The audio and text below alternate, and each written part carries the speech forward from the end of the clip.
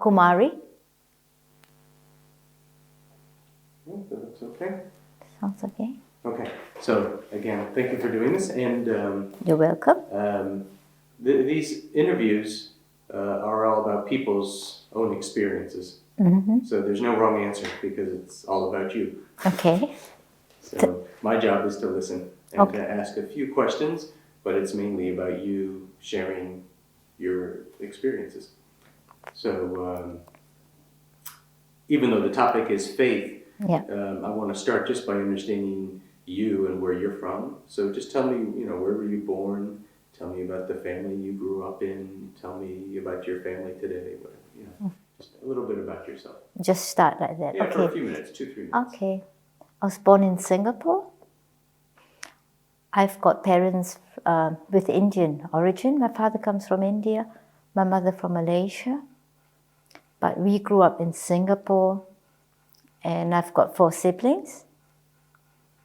And I've got a lot of Islam or Muslim touched because we had a nanny who was from Indonesia. So I grew up very open with Christianity, Islam, and Buddhism and Hinduism. So, and today I'm out here. I left Singapore to do nursing in England, and after which I met my husband, who's German, and we moved then to Berlin. And since then, I'm living in Berlin for the last 25 years.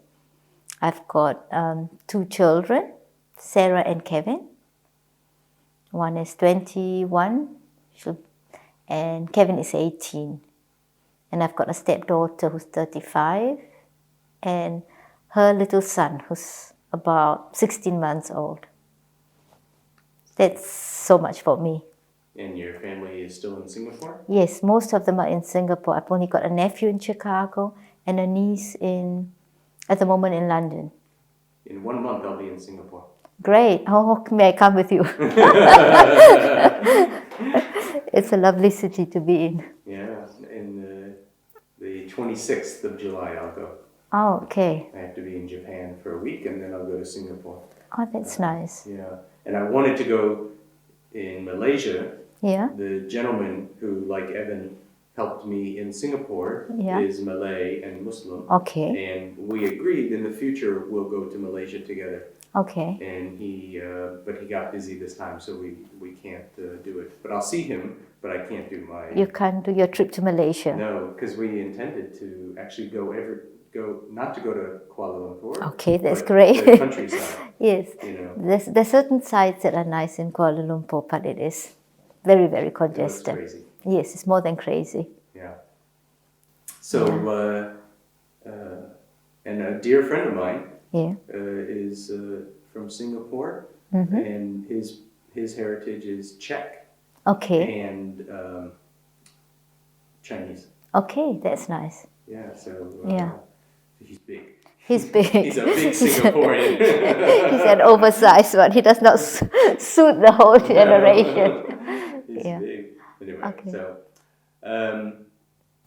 so let's talk about what was faith for you growing up. And specifically, I like to ask people, what's your earliest memory that you have of faith in your life? What I said, I grew up in a Christian home, but it was such that Christianity meant going to church on Sundays. For services, Saturdays was novena because my mother had quite a lot of Catholic influence from her family. My father was more Methodist or Anglican, and so there was a kind of a mixed thing about Mary and the whole Christian religion. But it was okay. I mean, I attended a couple of services with them, and the more important thing was we lived in a prison grounds because my mother was working in the female prison out there. She was an assistant matron, and later she became a matron. So it meant that you had government lodging for the officers and things like that on the grounds, just outside the prisons. And we had a church, we had a chapel out there. So it was a nice place to go to. It was a kind of a get-together on Sundays. Later, we had quite a lot of American influence because we had a pastor who came from Minneapolis. And so it was a kind of a free church belief. And he did services in the prisons. And he visited the hospitals in the prisons and all that. But we were not in the prison, we were just on the grounds, and we had the chapel there. It was lovely because growing up in Singapore in the 60s, it was poor. Today Singapore is very, very affluent, it's different. And I would not consider it poor, it's just when you kind of try and compare it. But we had a lovely childhood out there, and faith was such that it was kind of divided, like what I said. I had this, my nanny, I called her mummy actually, my nanny. She was Muslim and she did this 5 times a day prayer. And she cooked for us, and we were allowed to eat pork, for instance, and she's not too. So we would never cook pork at home. It was such that because she did most of the cooking, and occasionally she would go back home maybe once a fortnight to her family. And during that times when she was not there, I remembered that we had this, sometimes my mother would then buy something that was cooked for us, special Chinese food that we liked, but we never cooked it at home because nobody knew how to cook it. I think that was the main reason.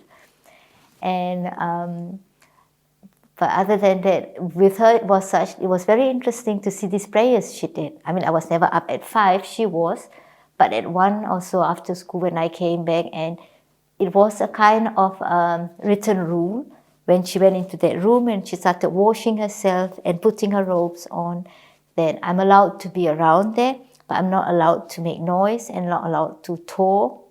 I could sit there and watch her. So it was quite interesting for me because I knew everything that she was doing when she was turning her head or when she was bending or what she had to do next. So it was watching her. And later, there were quite a number of, we had all kinds of different races of people living together. And there was much later a family that was doing this Quran reading. And that kind of interested. I was interested in it, but all these people used to gather there and, have these lovely head coverings on and things like that. So I joined them once or twice. I know a couple of these prayers. My parents never had anything against it, but I think they knew that I was not getting into it. I was just inquisitive, and I think that was quite good. So I did that part, and my first faith encounter, like what you would say would be maybe when I was about 6 or 7, because this pastor or this church that we went to, we used to go out there sometimes for Bible studies to homes, and then there was always this quiet room where the adults or teenagers and adults, they were older to me, when they wanted to know more about Jesus or more about the religion, they were always taken to this room where they had a quiet time, they spoke to one another, and then they would come out and they would be happy, and there was a kind of a thing, we have accepted Jesus into our hearts, and we're a new person. And I'm telling myself, oh God, what is that? That was my thought about it, though we kept singing all these different songs in fellowships. And it was quite interesting because at some point then I was interested to do it myself. I wanted to know what this interesting change is all about. And so I did it. Nothing changed. You went into this room? I went into this room. It was actually nothing big. It's something like this, It's just that somebody was talking to you and telling you more about the faith, or telling you that to be a Christian, you've got to accept Christ. Yeah? And what it meant to accept Christ, and that He dwells in you and your sins and things like that. So I did that, and nothing changed. Everything happened normally. I still went to church and everything. It was fun, but the only thing was maybe there was an awareness that if I wanted to speak to God, or if I'm unhappy about something, or if I did something wrong or something, then I could talk to Him. That I could just talk to somebody, and this person was then for me Jesus and God. And it was good, and it was important because we didn't have a family that you could sit together and talk about problems. So it was something for me that was important. And that was my first encounter. So what happened after that? After that, we continued church and all that, and then I got baptized when I was between 9 and 10. It was very interesting. I have another sister who's a year older and a brother who's 3 years older. And this pastor had 3 children, about the same age like us. And the 2, I think Terry was maybe about 3-4 years older than me, and Tammy was like June, a year older. So what we did was we went for something like what you would call here in Germany confirmation classes. So we would meet once a week, and then we would sit together and talk about the Bible, and we would read certain passages about the Bible, the Old Testament and the New Testament. Then we would ask questions. We tried to think. What we did was trying to relate to it, what it was and what it was then when we were growing up today. And it was interesting. We enjoyed it, and we had lots of fun researching and then finding out what it meant to us. So that's what we did for nearly a year. And then after that, we had this huge, the confirmation out here is just a blessing, but the confirmation we had was great. It was a kind of a baptism in Singapore where it's warm. We had a kind of a pool, a little pool. And you went down the stairs there and you really went through the water and come out like what they do. Like in Singapore now, they go to the beach to do it, but we had this love. And I remember this occasion very, very strongly. I still remember the song that every time when we got out of the water, they would sing Trust and Obey. And this is something that means I still see this picture today, and sometimes I think about it, and it's very touching and very close relationship for me with this group of people and with God.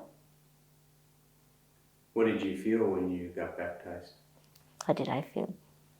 Do you remember it? Yes, I was very happy. I think what we did was we gave our testimonies that evening at church, and we told them about what we did, what we learned about different things.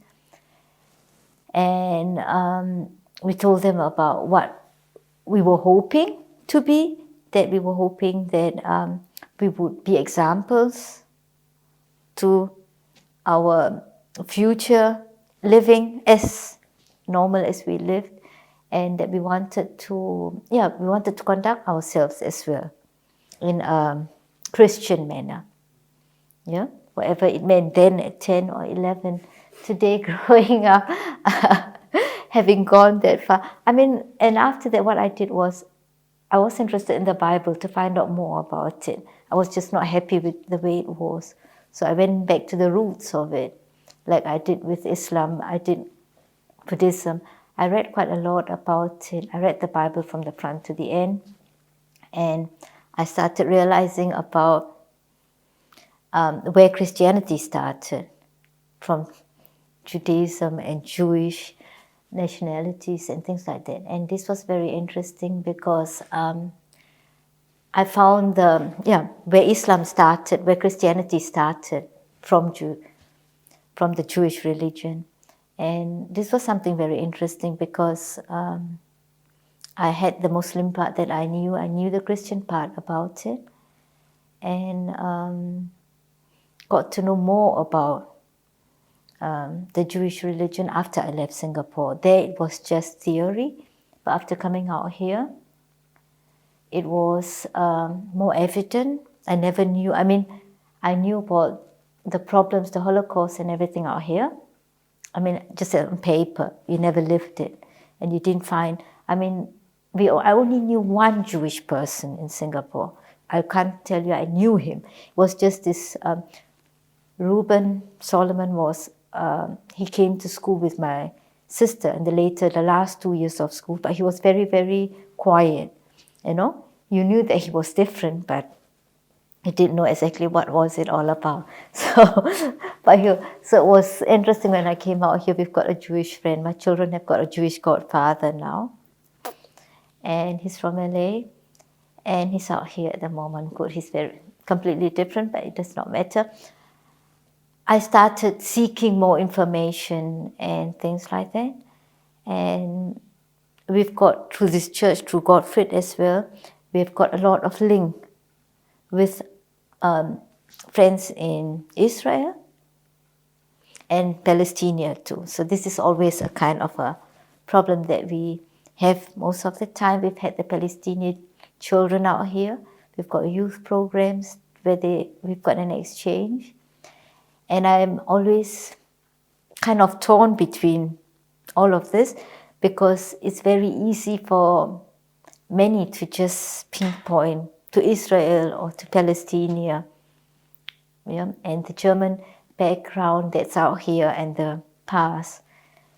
For me, it's a very difficult part because my children are German. Everything around me is German. And I'm not German, but due to the reading, to all what I know, I'm aware of the problems religion can cause. Yeah, just because you're a Christian, just because you're Muslim, or just because you're a Jew, all this segregation, and this is something that I have tried, I think, the last 25 years to break. That's why I'm out here. And in this church, I must admit that it's home for me.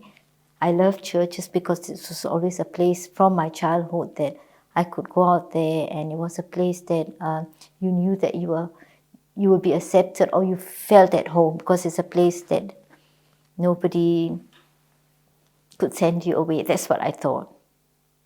Yeah. And in this church, I feel good because we've got a lot of,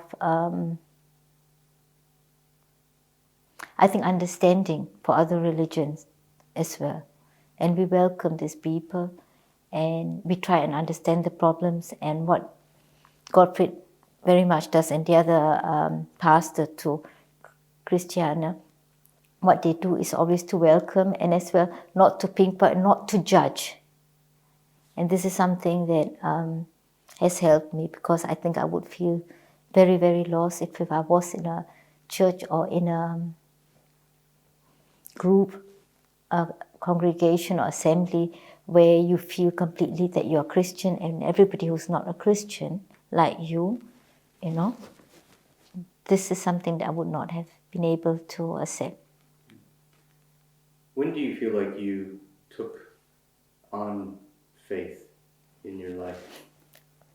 When I was maybe 12 or 13.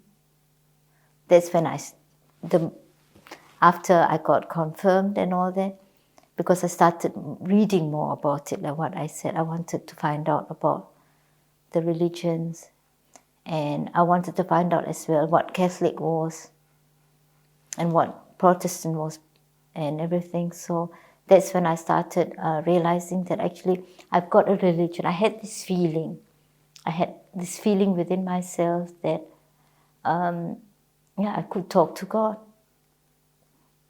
If I could not talk to anybody else, or if I'm sad or I'm happy or whatever, I could always talk to him. That's when I realized that I had a kind of it was a kind of a binding relationship. That's when I started. What was the first time in your life you felt like you had to rely upon God? Chose to rely upon God? Chose to rely.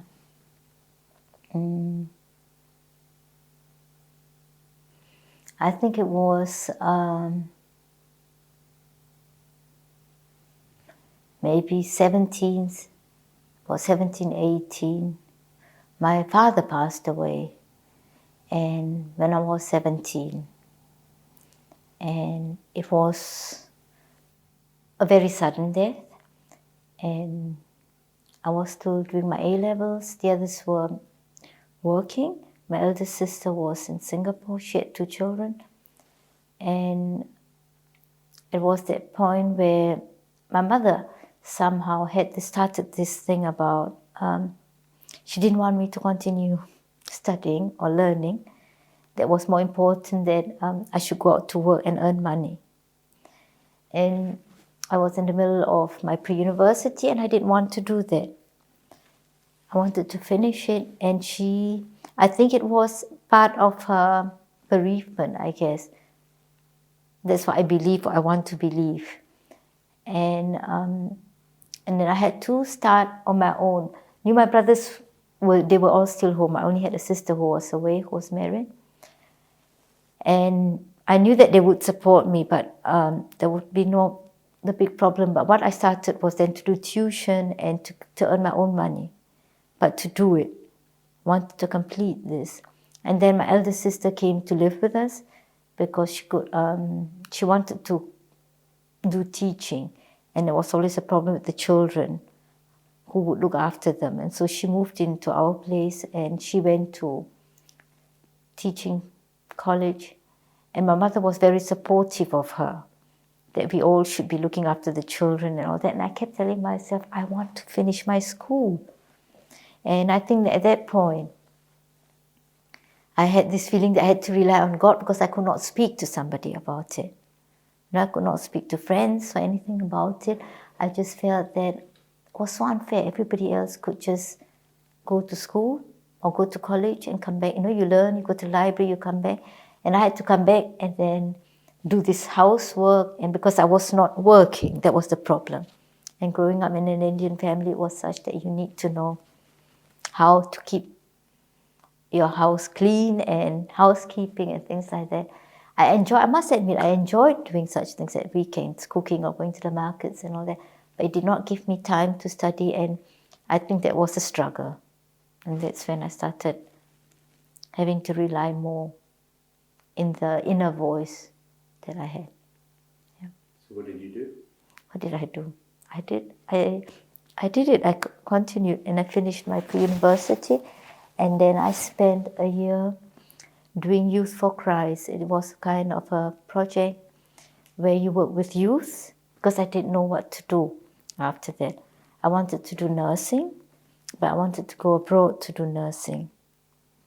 And the university, I did not qualify for the university. I could have done something to qualify for it, but I said it would not help me because I would not have any financial backing. My mother would not help, or she just felt that you're a girl. That's the most important thing, is that you should learn how to do housekeeping and you'll end up in the kitchen anyway. And so I did that for a year, enjoyed myself, it was working, it was visiting as well groups in Malaysia.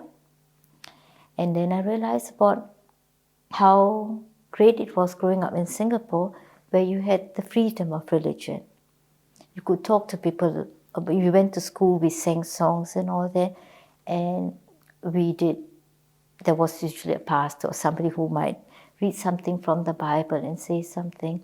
And if some of them who were interested to know more, and they'll come up to you and you could talk to them about it. And it was, I do not want to say that we were doing mission work. Yeah, we were evangelizing maybe, but it was more that it was interesting because many were interested to know about what we were doing and what we wanted to know, and they joined the group. And in Malaysia, I realized it was difficult.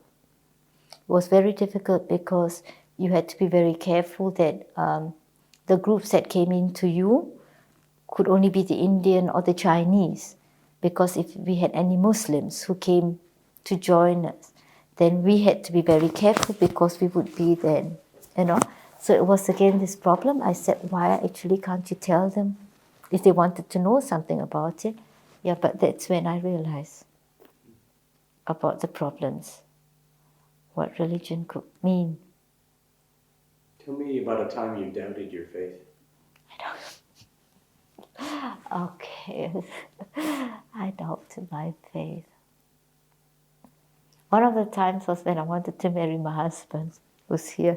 He's divorced, he was divorced. He had a daughter then who was 8 or 9 years old. And I was in England and I was with a group of ladies. Good, in England it was such that I went to church. I did not have a real church because of where I was training. It was quite difficult to get there. I would be able to get to church maybe twice a month. So I never really had a kind of this congregation staying together like here. But I had a few friends, and they were all against my relationship. I mean, they knew that I was having a relationship with Carlo, but then when I decided to marry him, oh God, he's unequally yoked. That's written in the Bible that, he is divorced and he's been married and this and that. And I kept telling myself, oh God, what do I do? I started doubt. I would not say I doubted my religion. This whole group around me, because I said, you cannot condemn a person just because of his past. Yeah, somehow you must give them a chance to get back to the community. That was my very strong point about it. This was what I told them. Surely I was in love with him and it had a different kind of wing about the whole thing. But I tried to, and I was doubting. I was telling myself, can this be? So I read through the Bible, through different things, and I said, I can't literally just, take it one-to-one from that time and now, because times have changed and everything. And I said, oh, good, if I think of my Hindu uncles and aunties here, if somebody passes away, if you're divorced, then you stay home, you stay in the kitchen all your life long as a woman. The guys can remarry or whatever, but the women don't. But I said it's not, and that was at one point that I started having problems. I think it was not doubting the religion, but it was the people around me who practice the religion. There was one time. How did you resolve that? By going against them. I remember when I left England to come out here, and I was here I think for about 2 or 3 months before I got married. I got this letter still because somebody at church, I would not consider her like a very close friend, but it was kind of a spiritual friend that we used to, and she was somebody who was very, very strict about following the rules of how she interpreted the Bible. And I remember getting this letter as well a month before we got married out here, that I should consider it because, that I am committing a crime, not a crime, but a sin, and this and that. I prayed about it, but I felt that I had the peace within myself. So that's how I solved it. But I spoke to my husband about it. Surely I did. We spoke about it because Carlo was not a believing Christian. After his divorce, he was quite torn between church and everything. Surely it was, the main part of the divorce was his fault. But it does not matter. It just meant that in the end, being there where he was, and he left the church and all that because he felt that he did not get the support from church. And that's how I solved it. And we got married, but we didn't get married in a church because Carlo was not ready to get married in a church. So what we did was, I told him that for me it was just important that I got a blessing, that he comes with me after we get married in a registry or something at some point, that I could go to church with him and we don't have to stand in front of a priest. That it's just for me to just say a prayer for myself and for him, and that was it, and that's what we did. So that's, I guess, how I resolved my doubt. It worked. Yeah, it's worked until now, yeah. It's worked until now. What are you most grateful for? Oh, many things. Most grateful. I think I'm most grateful for my children. Because through this experience of being able to have them, to be a mother, I've learned a lot. It's been a a learning process. It's been a process where God has given me lots of time, understanding, to learn patience, to, this was something that's very strong as well, to be able to be more tolerant. The children, they taught me many things, like growing up in Singapore, I never experienced spring and winter and things like that. But having these children and having to go with them slowly to every pace of it, it was a kind of a learning process for me as well. And to look at it through the eyes of the children, because they're so innocent. They don't see the dangers. They don't even have all these prejudices that I grew up having. And that's why. What's your greatest wish? My greatest wish. Oh, my greatest wish. My greatest wish would be that religion will unite all the people instead of segregating us. That's my greatest wish, no matter what religion is. Do you have a message?